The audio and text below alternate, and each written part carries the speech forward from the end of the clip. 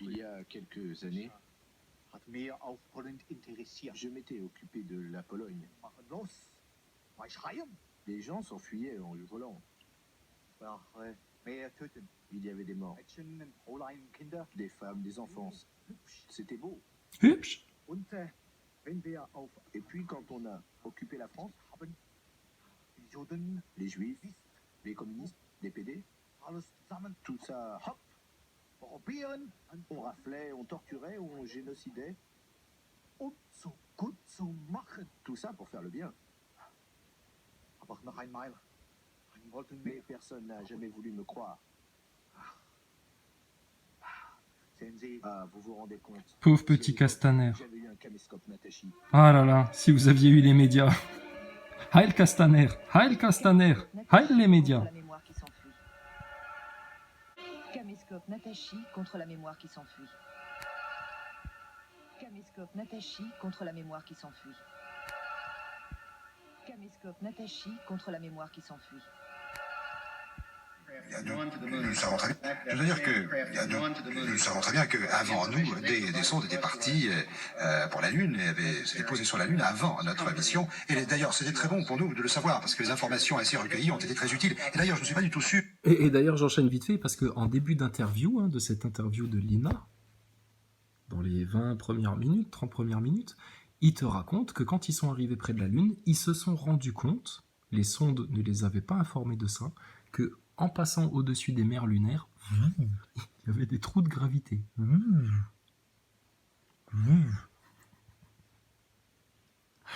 Heureusement qu'il y avait les sondes pour leur donner ces informations, parce que sinon ça aurait été compliqué. Mais d'ailleurs, j'allais enchaîner sur... Qu'on aurait pu, nous, atterrir à l'univers comme nous l'avons fait s'il n'y avait pas eu ce travail préparatoire par les sondes. Mais il faut également dire que les résultats scientifiques de la mission, du programme Apollo... Donc, on a au moins une preuve certaine, c'est que dans cette interview-là, il y a une contradiction là, établie, son histoire de sonde.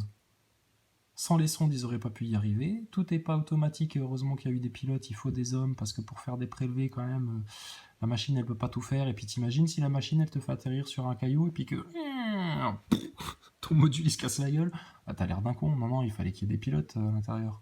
C'est comme la station spatiale, il faut qu'il y ait Thomas Pesquet à l'intérieur. Sinon, qui c'est qui ferait les interviews avec les enfants à l'école?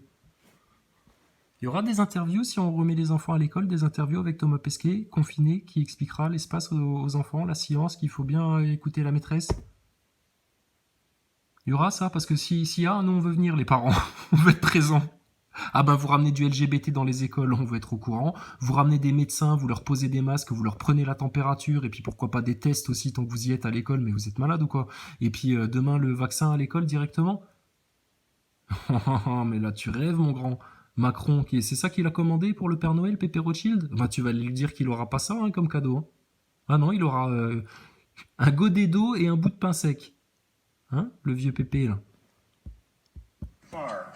Ces résultats sont beaucoup plus importants que les résultats que l'on peut obtenir simplement avec des sondes, à la fois quantitativement et qualitativement.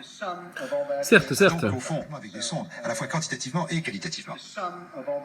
Donc au fond, il faut les deux, c'est certain, et il faudra les deux dans l'avenir également. Nous continuerons certainement à utiliser des sondes, des surveilleuses qui seront envoyées en éclaireur en quelque sorte. Bah oui, parce que leur grande supercherie, s'il n'y avait pas des bonhommes à l'intérieur qui te disent « Si, j'y suis allé, je te jure sur la tête de ma mère », bah du coup ça marche moins bien. Parce que déjà que leur satellite c'est des images de synthèse, si demain ils te disent « Oui, on a envoyé un rover sur Mars », parce que c'était ça, ils envoient des trucs sur Mars et ils te montrent les images de synthèse. Puis des fois une photo. « Ah tiens, une marmotte derrière le caillou. » Oui, mais les complotistes, vous êtes chiants. Laissez-nous raconter aux gens qu'on a été sur Mars. Oui, mais on sait que c'est pas vrai, ça coûte des milliards. Mais regarde, Thomas Pesquet, il a été dans la station, il te le prouve. C'est la preuve, Thomas Pesquet, c'est la preuve de l'espace. Maxime Nicole, c'est la preuve des gilets jaunes. Les pioneers, précisément, et puis ensuite, il y aura des vols habités, des vols avec des hommes à bord, pour faire un travail plus complet. Mais il y a en plus une... C'est bien, Nelly, c'est très bien. Toujours face caméra à la fin de la phrase. Ça rassure le public. Bien. Le fait d'utiliser des hommes et de marcher sur la Lune, comme vous l'avez fait, vous le premier, avec votre équipage, il y a en plus une notion d'universalité et de conquête. C'est-à-dire qu'on prend possession, en quelque sorte, de la Lune. Et ça, c'est important, non? C'est pas simplement... Ah bah ça, pour les Américains, c'est très très important de prendre un territoire. C'est dans leur mentalité, ça. Donc Trump, calmos, hein. Oh, Donald. Comme Macron, toi, hein, au pied. Hein. Et Poutine, pareil, hein, il a beau aller à la chasse à l'ours et puis vouloir pirater tout le monde dans son pays, etc. Calme-toi, Poutine. Hein. Les Chinois, tranquille, les Chinois, à l'aise. Les Chinois, tu les respectes, ils te respectent, ils te cassent pas les couilles. Par contre, les Chinois, on va arrêter de détruire la nature, là, maintenant. Hein. On va se calmer un peu. Hein. Mais les Chinois, ils ont fait ce qu'il fallait. Ils trouvaient qu'ils étaient trop, que... allez, un enfant par famille. Ils prennent des mesures. Hein. Il faut confiner, ils confinent. Mais les Chinois, ils sont réglo, là dans l'histoire. Hein. C'est plutôt les Américains, les grosses puissances, là, qui font chier. Et puis, bien sûr, derrière, il y a le petit coq qui tire tous les grands coqs à se battre. Les petits sionistes. Ça va, les sionistes? D'où vous avez pas de nation, mais vous avez les médias dans le monde entier. C'est bien, ça. C'est un beau pays, ça, les médias. On comprend que vous soyez tous des apatrides, les sionistes khazars, comme Attali, BHL, et d'autres. Qu'est-ce qu'il a à faire comme commentaire, Cohen, en ce moment, là? On n'écoute même plus la radio, puis la télé, on ne sait pas ce qui se passe dans votre monde. La réalité, c'est ce dont nous on parle. Donc votre virus là maintenant, quoi, les enfants à l'école le 11 mai avec des masques, pas de masques, les profs ils savent même pas, les directeurs d'école ils savent pas, personne sait là. Au ministère ils savent, parce qu'au ministère de la Santé ils sont paumés. Le Premier ministre, il est paumé. Castaner, il va faire comment, là, maintenant? Il va gérer la situation comment? Il va faire du gilet jaune sur la population française? Mais vas-y, Castaner, te gêne pas. Comme ça, tout le monde verra votre côté nazi, hein, les nazis NASA Boys. Castaner Poker.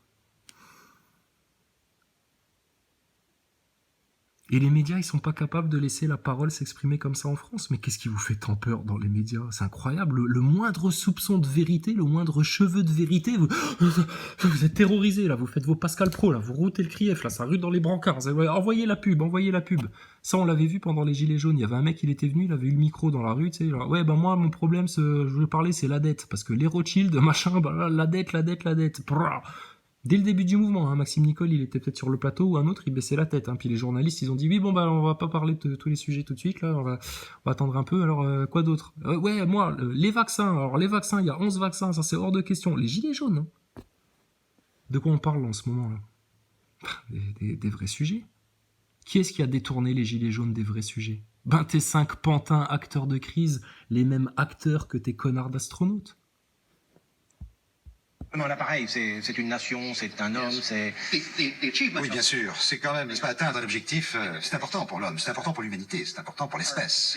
De se fixer l'objectif et d'y parvenir. Pour l'histoire de notre société. Alors, la mentalité des mecs, ça c'est l'Amérique, ça.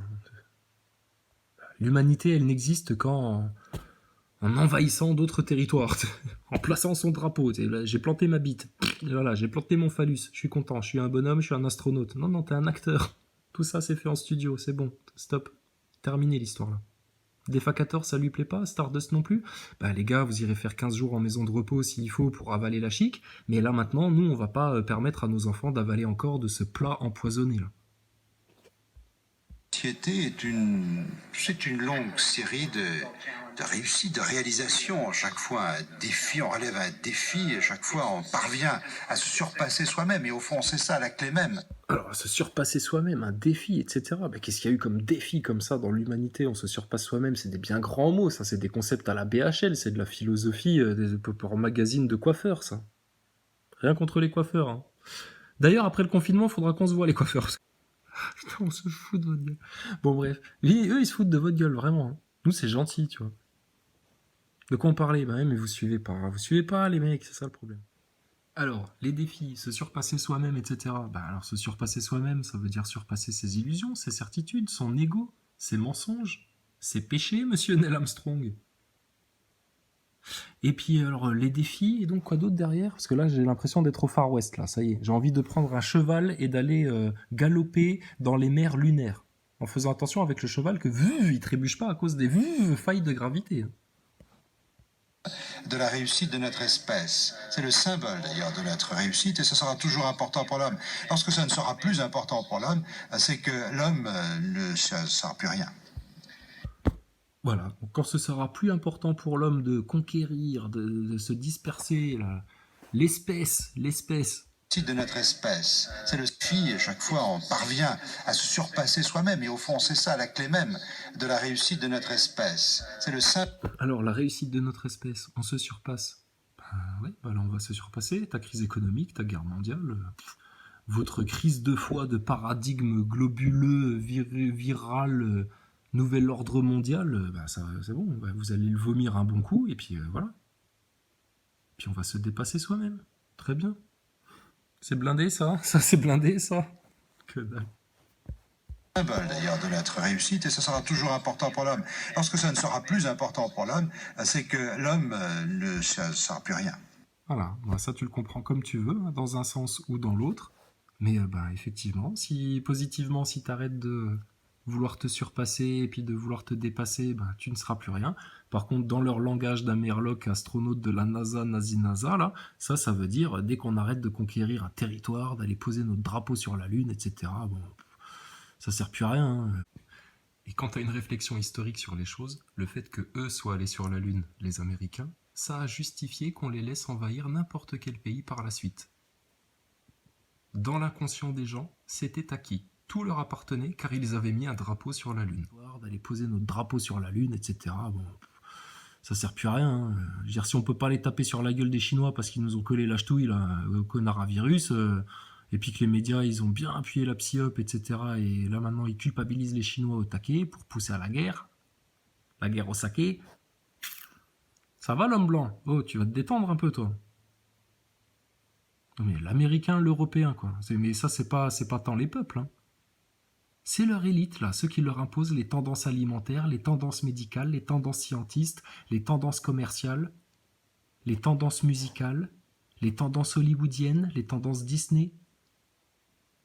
Voilà, tout ce qui pollue les consciences, qui les empêche de juste voir la vie en face. Et ça, vous vous rendrez compte dans quelques années, mais putain, c'était juste, ouais, putain, effectivement. L'humanité s'est fait avoir bêtement. Hein. Mais bon, heureusement, ça va, on s'en est sorti sans trop de bobos. Bah, tu t'imagines quoi d'autre comme cap, toi? La guerre mondiale, et puis le puçage, et puis les antennes 5G, etc. Mais antennes 5G, on va en parler aux parents d'élèves, on va en parler à nos mères, on va en parler à nos voisins, on va en parler partout dès qu'il y aura quelque chose. Et puis, s'il faut se planter près d'une antenne 5G pendant 1 heure pour montrer, monsieur, dame, regardez, venez voir. Non, je ne vous demande ni 1 franc, ni 2 francs, ni 3 francs, mais juste 3 minutes d'attention. Venez regarder cet appareil formidable qui mesure le taux d'onde. Vous savez ce que c'est en haut du lampadaire, là, bien caché? Ben, c'est une antenne 5G. Regardez les ondes, voilà, nous avons un micro-ondes qui est branché là sur la table, regardez monsieur, dame, je vous réchauffe un café, ah bah t'as vu ça ton antenne 5G? Ça pique, hein, ça pique la tête, hein, tu crois que ça fait quoi ça dans tes ovaires? Tu crois que ça fait quoi dans tes testicouilles, toi? Tu crois que ça fait quoi à ton enfant qui se développe dans ton ventre? T'y penses au bébé que tu promènes en poussette et qui se prend des ondes en pleine gueule? Il s'est fait vacciner ton enfant? Ah ben attention, hein, ça réagit au vaccin apparemment, ça réagit au virus. Si, le professeur Montagnier l'a dit devant des journalistes du mainstream. Il y a un lien entre ondes et virus. Mais nous, on le savait déjà. Puis on parle aussi d'autres choses. Donc là, effectivement, l'humanité, elle doit se surpasser un bon coup. Là. Guy Darbois. Anne-Marie Lamoureux. Oui, je voudrais faire une petite parenthèse. Il arrive ici énormément d'invitations à déjeuner ou à dîner pour Monsieur Armstrong. Je ne suis pas sûre qu'il pourra honorer toutes ces invitations. T'inquiète pas, une boîte de conserve, un astronaute, tu lui fais son repas. Il sera heureux comme un pape. Monsieur Bozo. Je comprends pas, monsieur Benraou. Je vous jure, j'ai dû me tromper de valise, c'est pas de ma faute. Puisque vous aimez les jeux, je vais vous en apprendre un très populaire dans mon pays. Ça s'appelle pigeon vol. Mamar Kamel.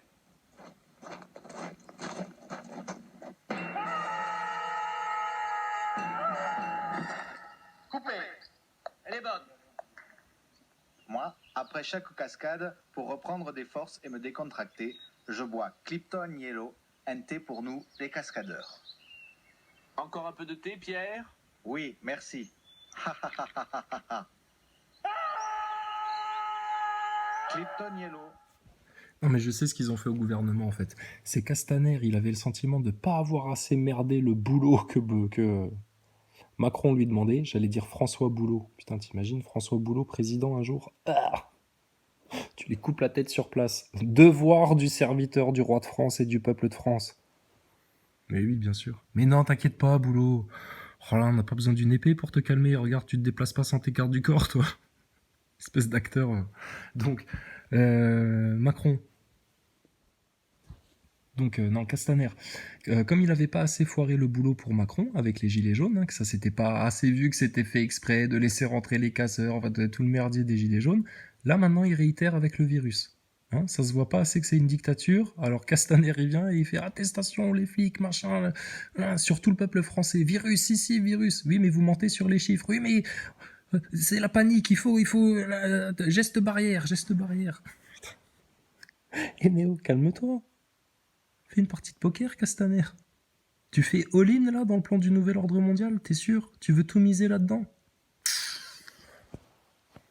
Bah mon gars, on va t'envoyer sur la Lune hein, avec tes astronautes, toi. Avant son départ, qui doit être dans 2-3 jours, je crois. Oui, c'est vrai que vous êtes très populaire et nous avons même une fiche d'un écolier qui vous félicite et qui dit qu'à la minute même où vous tombiez dans l'océan Pacifique, il naissait. Ah, très marrant. Ça, pour un franc-maçon, c'est très drôle. Il doit sûrement penser aux lois maritimes au moment où il entend ça, lui. Ah ouais, t'as vu, au moment où il naissait, et ben, tac, toi t'arrivais dans l'océan. Petit filou d'astronaute, va.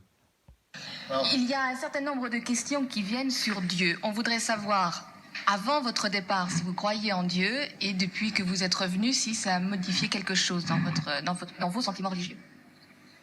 À ma connaissance, l'expérience vécue en matière de vols spatiaux n'a jamais modifié les sentiments religieux de qui que ce soit qui est volé dans l'espace. Et je le répète, évidemment, c'est une question de perspective. Peut-être certains... Alors, il peut te répondre sur la physiologie des mecs, mais il sait plus trop, etc. Par contre, sur la foi des mecs, le truc le plus intime, tu sais, des gens, par contre, il te certifie un peu plus, quoi. D'entre eux ont-ils modifié leur façon de voir en ce qui concerne l'homme, l'univers, les relations entre l'homme et Dieu? Mais dans mon cas personnel, j'ai trouvé un très grand réconfort dans l'ordre des choses, dans l'ordre de l'univers, dans la façon... Franchement, avec tes yeux de mec de 2020, hein, qui en a vu plus d'une qu'un mec de 1979. Hein, tu prends un mec de 1979, même un Cador qui se la joue, etc. Tu vois, c'est le principe de retour vers le futur. Bah, bon, c'est un tocard, quoi, tu vois. Avec tes yeux de mec de 2020, tu regardes un gars comme ça, tu le trouves à l'aise, droit dans ses pompes, un astronaute qui roule en Breitling, et puis qui regarde l'heure sur une Ferrari. Non, franchement, le mec, il a été dans l'espace... La mission de suicide au possible. Et le mec est sur un plateau de télé, on lui pose des questions, et à chaque fois, il est un peu mal à l'aise, il revient dans son siège, il brode, il rigole quand ça le soulage, tu vois, d'avoir un petit moment de rigolade, parce qu'il est sous tension, en fait, quand il doit répondre aux questions. Mais pourquoi il est plus sous tension que quand il pilote son module sur un plateau de télé? C'est pas normal. C'est parce qu'il mente. Ah oui, oui. Et je pense que la façon dont notre planète est organisée, dont elle se déplace, la façon dont les événements surviennent, les rapports entre les causes et les effets, apportent des preuves abondantes de l'existence d'un ordre suprême. Et cet ordre suprême indique, lui, à son tour, qu'il faut probablement une intelligence supérieure à toutes les autres pour l'avoir créé. Waouh. Ça, c'est une déclaration forte, hein, venant d'un astronaute. Et donc, c'est tout, le fait que ça tourne, ça prouve qu'il y a un ordre suprême. Il te dit pas Dieu, il te dit ordre suprême, comme un grand architecte en fait. Bon, j'avoue, j'ai un peu triché, quand j'ai recommencé la vidéo, je suis arrivé un peu plus loin et j'ai entendu qu'il parlait de franc-maçonnerie. Mais j'ai tout de suite mis sur pause, j'ai dit, oulala, je me le garde pour plus tard en direct, ça. Donc, effectivement, quand on lui parle de Dieu, lui il te parle d'ordre suprême. Oui, monsieur Armstrong, quelle est votre vie quotidienne aujourd'hui? Quels sont vos rapports avec vos élèves, puisque vous êtes professeur d'université, Est-ce qu'il met toujours des couches quand il fait des longs voyages? avec vos voisins, avec vos collègues? Parce que c'est vrai, après tout, un astronaute, il pourrait se la jouer un peu Homer Simpson, tu vois. Le mec, il a été, ouais, c'est bon, les couches, je connais, tu sais, on est en condition de survie dans l'espace, j'ai passé 6 heures à me chier dessus, quand je voyais la Terre de 400 km, là, que j'avais des émotions, limite le roman du Petit Prince dans les yeux, mais t'inquiète pas, quand la réalité rejoint le rêve. Les couches de Thomas Pesquet et le Petit Prince. Oh là là. Thomas Pesquet, franchement entre nous, quand t'étais sur les chiottes de la station, est-ce que tu lisais Le Petit Prince? Est-ce qu'il y a déjà un astronaute sur les chiottes de la station qui s'est amusé à faire comme blague à un de ses collègues de prendre le tuyau où tu fais pipi pour faire semblant de parler dedans? Eh les mecs, vous m'entendez? Bah, ça aurait fait éclater de rire tous les astronautes, ça. Vous faites chier en fait dans la station. C'est pour ça que vous nous envoyez des lives là toutes les 5 minutes que vous voulez parler avec nous. Vous vous faites chier dans votre station et vous voulez parler avec la Terre? Non, on coupe les communications maintenant. On veut plus rien savoir de ce que vous faites dans votre boîte de conserve. Faites vos expériences. Fini le spectacle là. On paye, hein. Apparemment il y a des brevets qui tombent du ciel grâce à vous, donc c'est ce que Thomas Pesquet il raconte. Pourtant quand on écoute des analystes économiques du spatial, etc., ils nous disent que bah ouais, mais la station franchement, vu ce que ça rapporte, ça apporte que dalle, il n'y a rien qui se passe dans la station, ça coûte une blinde, mais alors pourquoi Thomas Pesquet il en fait autant la propagande et la promotion dans ses vidéos en live depuis la station? Il a pas autre chose à foutre en tant qu'astronaute? Peut-être que s'il faisait un peu moins de vidéos et puis qu'ils bossaient un peu plus sur leurs expériences en impesanteur. Donc là, on va tout mettre sur la table vraiment jusqu'au bout, hein, du virus jusqu'à Tour Spatial, et puis on va revenir à des vrais journalistes comme ça, comme chez SVP, qui reçoivent toutes les questions de tous les auditeurs, et puis qui voient ce qui leur paraît le plus perspicace, honnête. Donc tu vois, à la française. Donc ton Trump, on va se le faire à la française, ton Poutine à la française, et puis alors ton Macron à la sauce française, mais avec beaucoup de beurre, là, la cuisine au beurre avec lui. Hein. Qu'est-ce que vous représentez aujourd'hui? J'ai enseigné à l'université et j'enseigne maintenant depuis 8 ans. J'y prends le plus vif. Bon, là, il dit qu'il donne des cours, qu'il y prend beaucoup de plaisir, mais vraiment beaucoup de plaisir. Il aime beaucoup la vigueur de ses étudiants et il y prend beaucoup de plaisir. Il insiste bien sur le plaisir qu'il prend avec ses étudiants. Alors bon, je sais pas ce qui fait que les étudiants ou quoi. Toutes sortes d'appareils. Et chose la plus importante à cet égard, c'est le fait que je me suis intéressé personnellement avec la Get Church Corporation, qui est une société qui fabrique de petits... Alors là, je sais pas, il parle de la Get Church. Je sais pas ce que c'est. J'ai eu l'occasion de voler en permanence, pratiquement, tant sur une base ponctuelle, si vous voulez, pour des cas d'espèce, que pour essayer de nouveaux modèles qui sont actuellement lancés. Bon, là, il raconte qu'il a... Ah oui, d'accord.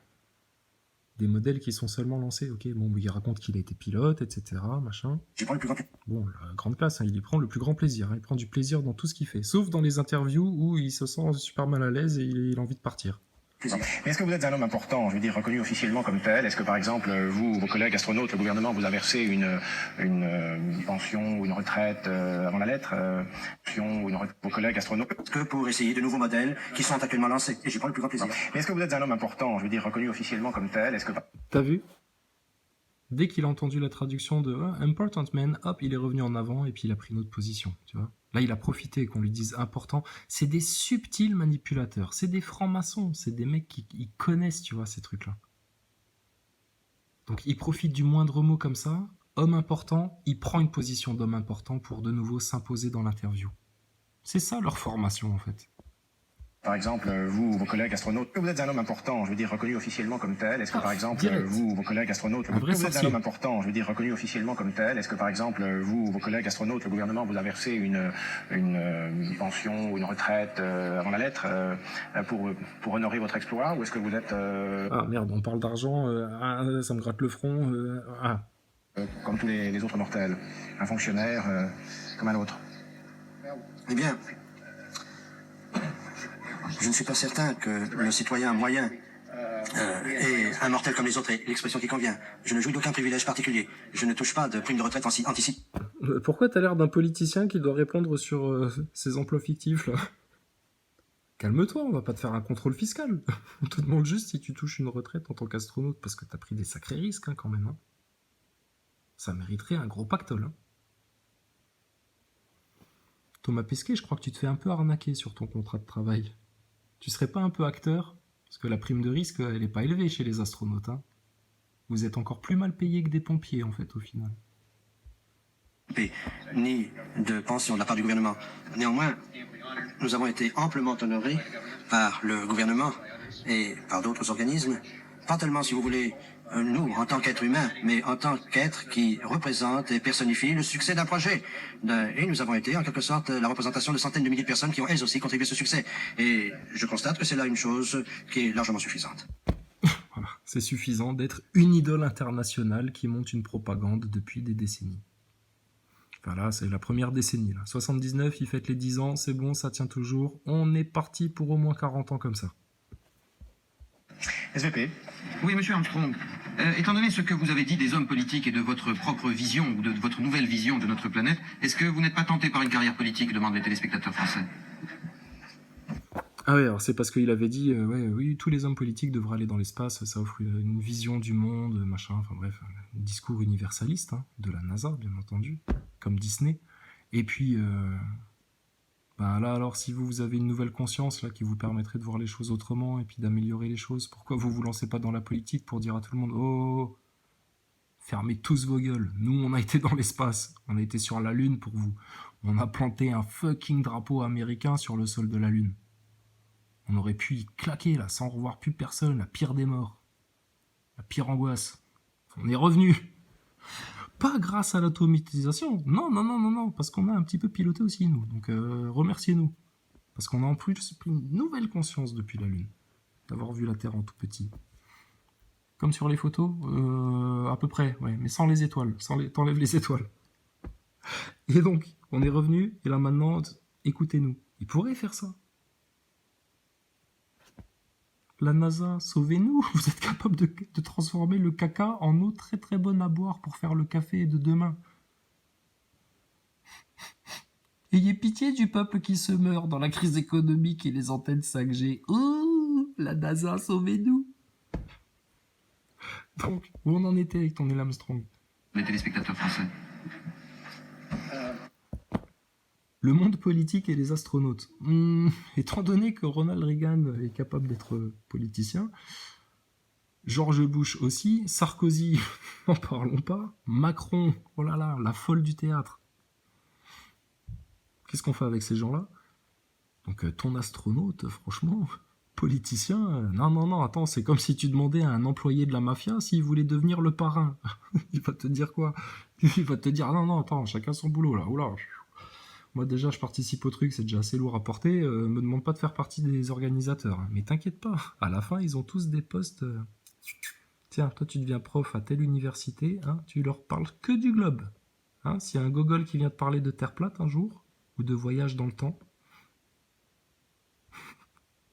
retour vers le futur, tu dis, tu caches l'almanach, hein, l'almanach des sports, tu le caches, donc là c'est pareil, c'est la même arnaque en fait. Ça va les globistes, regardez, on n'est pas méchants, hein. Puis nos enfants, ils sont pas là, hein, t'inquiète pas, hein. Ils dorment, hein. On les force pas, hein. On parle entre adultes, là.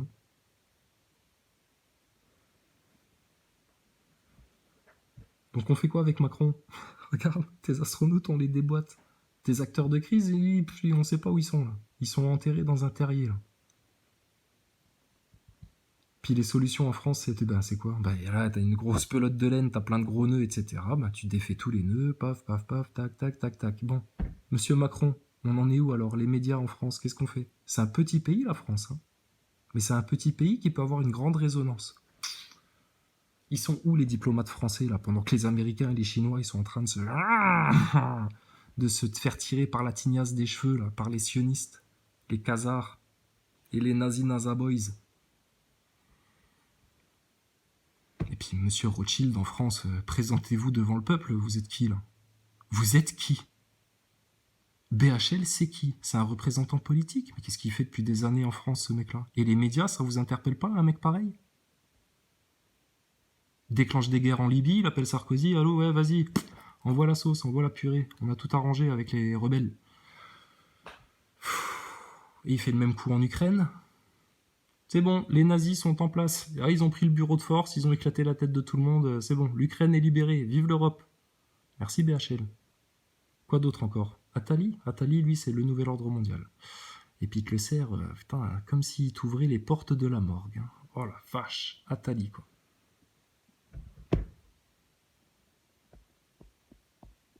Nous, on vous attend, en fait, là. Des politiciens, les trous du cul des médias, parce que vous tournez autour du pot, autour d'internet, théorie du complot, ah oui mais attention là faut pas faire peur au peuple, hein, sinon, mais vous inquiétez pas, c'est pas le peuple qui va souffrir une fois que la vérité sera sortie. Le peuple lui au contraire, il va reprendre son souffle. Les seuls qui vont souffrir, c'est vous, les médias, parce que vous avez menti au peuple et consciemment et volontairement pendant longtemps, et les politiciens. Et derrière ça, la franc-maçonnerie, les sionistes, les banksters qui collaborent avec les Rothschild et compagnie. Et puis, qu'est-ce qui est fait sur les enfants en France? Entre leur mettre des fausses connaissances, leur faire courir des risques, à leur faire reprendre l'école avec un masque sur la gueule, alors que les profs savent même pas comment ça va se gérer cette situation-là.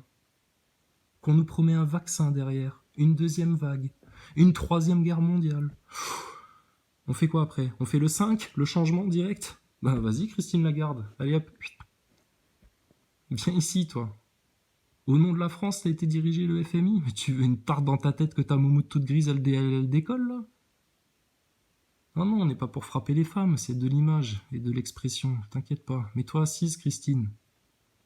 On va bientôt arriver au 7, là. Ça allait prendre cher, très cher.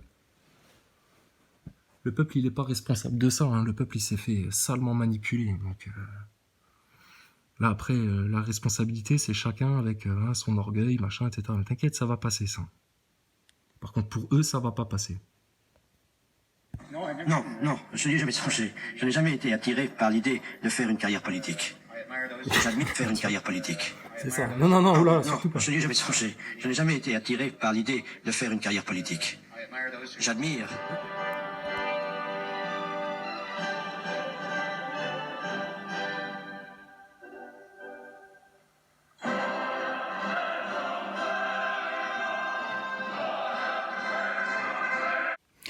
Juste avant que vous raccrochiez, vous savez que toute cette belle dorure, tout cet art français, c'est à nous, hein, ça appartient au roi de France. Hein. Je précisais juste.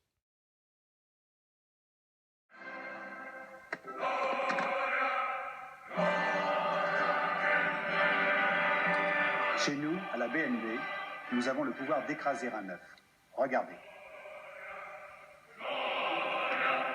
Nouvel ordre mondial, le BNB, pouvoir d'écraser vos le œufs. pouvoir d'écraser un œuf. Ouais. Au nom d'Allah, le tout miséricordieux, le très miséricordieux. Nun, par la plume et ce qu'ils écrivent. Toi, Mohammed, n'es pas, par la grâce de ton Seigneur, un possédé. Et il y aura pour toi, certes, une récompense jamais ininterrompue. Et tu es certes d'une moralité imminente. Tu verras et ils verront qui d'entre vous a perdu la raison. C'est ton Seigneur qui connaît mieux ceux qui s'égarent de son chemin, et il connaît mieux ceux qui suivent la bonne voie. N'obéis pas à ceux qui crient au mensonge. Ils aimeraient bien que tu transiges avec eux afin qu'ils transigent avec toi. Et n'obéis à aucun grand jureur méprisable, grand diffamateur, grand colporteur de médisance, grand empêcheur du bien, transgresseur, grand pécheur, au cœur dur, et en plus de cela bâtard, même s'il est doté de richesses et de nombreux enfants. Quand nos versets lui sont récités, il dit « Des contes d'anciens ». Nous le marquerons sur le museau, né. Nous les avons éprouvés comme nous avons éprouvé les propriétaires du verger qui avaient juré d'en faire la récolte au matin. Sans dire « Si Allah le veut ». Une calamité de la part de ton Seigneur tomba dessus pendant qu'il dormait, et le matin ce fut comme si tout avait été rasé. Le lendemain matin, ils s'appelèrent les uns les autres. Partez tôt à votre champ si vous voulez le récolter. Ils allèrent donc tout en parlant entre eux à voix basse. Ne laissez aucun pauvre y entrer aujourd'hui. Ils partirent de bonne heure, décidés à user d'avarice envers les pauvres, convaincus que cela était en leur pouvoir. Puis, quand ils le virent, le jardin, ils dirent « Vraiment nous avons perdu notre chemin, ou plutôt nous sommes frustrés. » Le plus juste d'entre eux dit « Ne vous avais-je pas dit si seulement vous avez rendu gloire à Allah ?» Ils dirent « Gloire à notre Seigneur, oui, nous avons été les injustes. » Puis ils s'adressèrent les uns aux autres, se faisant des reproches. Ils dirent « Malheur à nous, nous avons été des rebelles. Nous souhaitons que notre Seigneur nous le remplace par quelque chose de meilleur. Nous désirons nous rapprocher de notre Seigneur. » Tel fut le châtiment, et le châtiment de l'au-delà est plus grand encore, si seulement ils savaient. Les pieux auront auprès de leur Seigneur les jardins du délice. Traiterons-nous les soumis à Allah à la manière des criminels? Qu'avez-vous? Comment jugez-vous? Ou bien avez-vous un livre dans lequel vous apprenez qu'en vérité vous obtiendrez tout ce que vous désirez? Ou bien est-ce que vous avez obtenu de nous des serments valables jusqu'au jour de la résurrection, nous engageant à vous donner ce que vous décidez? Demande-leur qui d'entre eux en est garant. Ou encore, est-ce qu'ils sont des associés? Eh bien qu'ils fassent venir leurs associés s'ils sont véridiques. Le jour où ils affronteront les horreurs du jugement et où ils seront appelés à la prosternation, mais ils ne le pourront pas. Leurs regards seront abaissés et l'avilissement les couvrira. Or, ils étaient appelés à la prosternation au temps où ils étaient sains et saufs. Laisse-moi donc avec quiconque traite de mensonge ce discours. Nous allons les mener graduellement par où ils ne savent pas. Et je leur accorde un délai, car mon stratagème est sûr. Ou bien est-ce que tu leur demandes un salaire, les accablant ainsi d'une lourde dette? Ou savent-ils l'inconnaissable? Et c'est de là qu'ils écrivent leurs mensonges.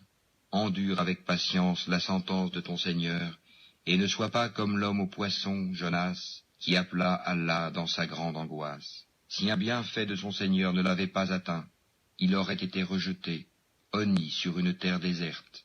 Puis son Seigneur l'élut et le désigna au nombre des gens de bien. Peu s'en faut que ceux qui mécroient ne te transpercent par leurs regards. Quand ils entendent le Coran, ils disent « Il est certes fou », et ce n'est qu'un rappel adressé au monde.